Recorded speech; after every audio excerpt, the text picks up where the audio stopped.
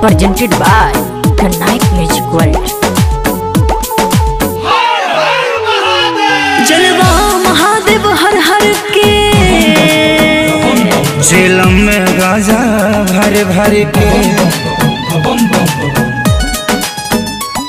जलवा महादेव हर हर के झेलम में गाजा भर भर के खाके भंगिया के गोला मरता वाला हुआ भोला नीला नीला गगन ये हुआ है कैलाश धुआं धुआं है कैलाश धुआं धुआं है कैलाश धुआं धुआं है कैलाश धुआं धुआं धुआं है कैलाश धुआं है। जय हो शंकरा भोलेनाथ शंकरा आदिदेव शंकरा हे शिवाय शंकरा। कैलाश धुआं धुआं है कैलाश धुआं धुआं धुआं धुआं धुआं है।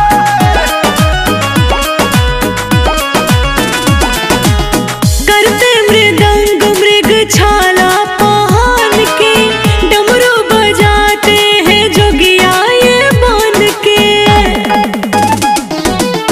करते मृदंग मृग छाला पहन के डमरू बजाते हैं जोगिया ये बन के। जाता में रखते हैं भोला गंगा को अपने बांध के सर पे अपने सजाए हैं चांद के। ये तो है विषधर शिव शंभु त्रिपुरारी विष पी गए भर भर कुआं है।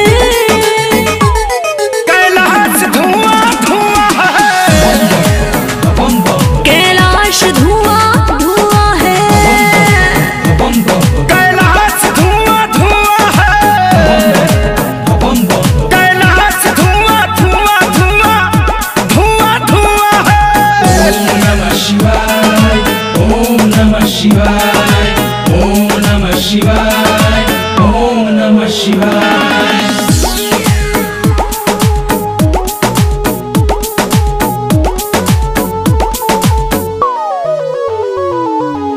ये है कैलाशपति दुनिया के राजा रहते हैं मस्त पी के भंगिया गांजा। ये है कैलाशपति दुनिया के राजा रहते हैं मस्त पी के भंगिया गांजा। सावन में अपने भक्तों पे अमृत बरसाते दर्शन के आतुर सारे चरणों में आते। लिखे जय बचन गावे खेसारी भजन पर हुआ जो चरण को छुआ है।